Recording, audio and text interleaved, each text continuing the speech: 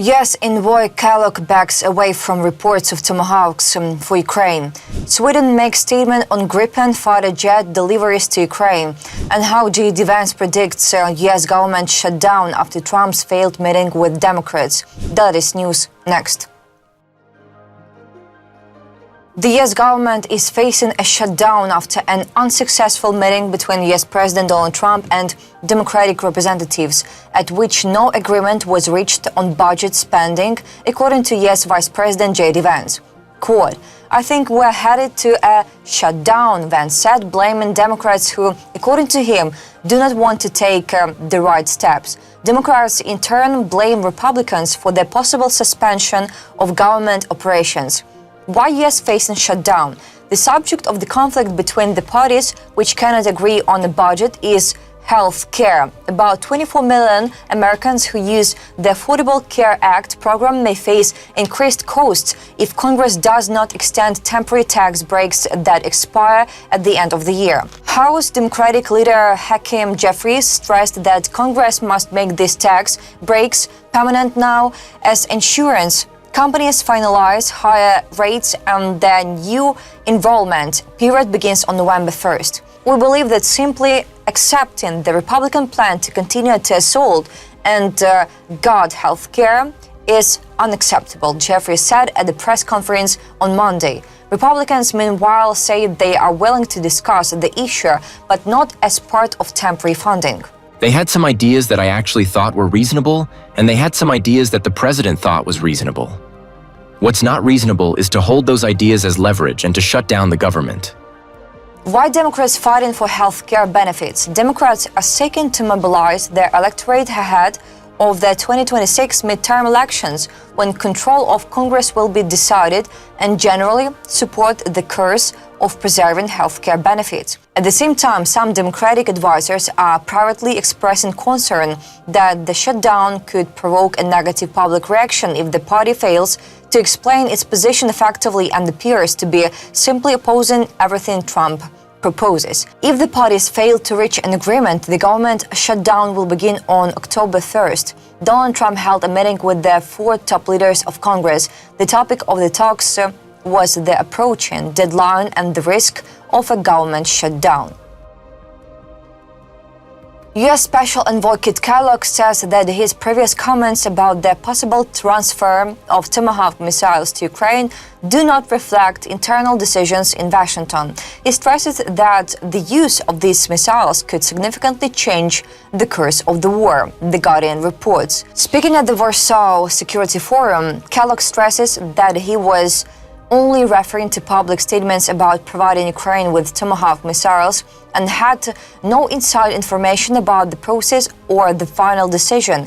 At the same time, he emphasizes the importance of Tomahawks, calling them a very advanced missile system. The US Special Envoy also notes that if their use is authorized, it will change the dynamics of any military conflict, because it will add another level of uncertainty due to their capabilities. The day before, Kellogg said that no decision had yet been made on the potential provision of Tomahawk long-range missiles to Ukraine, and that the final word rests solely with US President Donald Trump. Tomahawks are not just another missile, they are a symbol of precision, range and technological superiority. Their deployment in Ukraine would not only bolster the country's ability to strike high-value military targets far behind Russian lines, but would also send a clear signal to Moscow that the West is no longer hesitating when it comes to equipping Ukraine with tools that could fundamentally reshape the battlefield. Kellogg's statement that Tomahawks would change the dynamics of any military conflict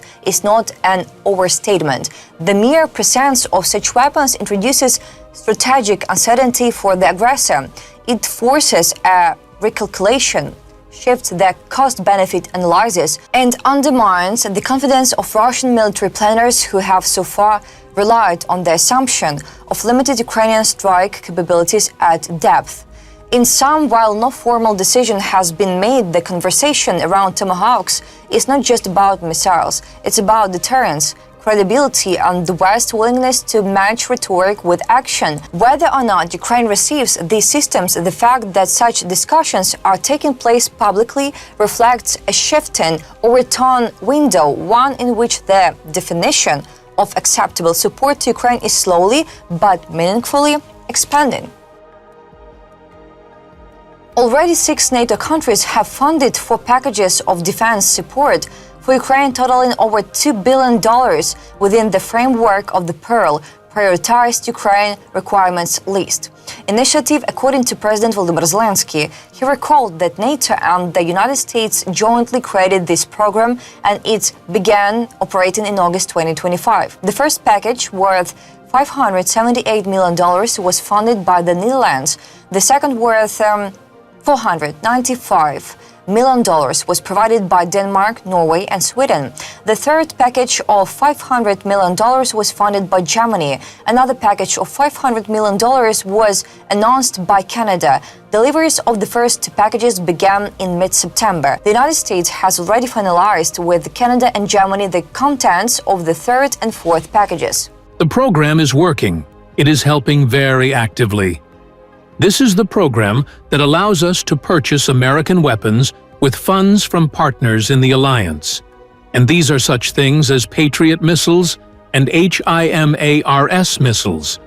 The American side is now coordinating with Ukraine on the 5th and 6th packages. In parallel, work has begun on the 7th, 8th, 9th and 10th packages. Lithuania, Latvia, Estonia, Luxembourg, Belgium and Iceland have declared readiness to make contributions to the 5th package. Ukraine expects to fill this program in October, and the overall goal is to add $1 billion to it every month. The Pearl initiative is aimed at ensuring the rapid supply of systems and weapons that can be purchased in the United States in order to strengthen Ukrainians' positions and create conditions for achieving a just and lasting peace. Sweden does not currently plan to supply Ukraine with JAS-39 Gripen fighter jets. The issue is still under consideration, expressing reports. In particular, spokesperson of the Swedish Ministry of Defense, Johan Hjelmstrand, said that work was still ongoing and that they had no new information on the matter. Meanwhile, Ukraine is interested in receiving the CD models as well as purchasing new Gripen E-jets. Hjelmstrand also added that Sweden and Ukraine continue to maintain a good and deep dialogue. Background: previously, Ukrainian Lieutenant General Ivan Havriluk stated that Sweden could provide Ukraine with multi-role Gripen fighter jets. The details of the deliveries are still unknown. According to Havriluk, additional deliveries of F-16 Mirage jets and even Gripens are expected. Ukrainian military did not disclose exactly when or how many fighter jets Ukraine will receive. In his words, "You will know when you see them in the sky." The JAS-39 Gripen is a multi-role light fighter jet produced by the Swedish company Saab. There are several variants: the older CD versions and the newer EF models. The C model is equipped with a 27mm Mother cannon, has 8 weapon hard points, and can carry air-to-air missiles as well as guided bombs and air-to-ground missiles. That's all for today. Thanks for watching this video. Support Ukraine, like and subscribe.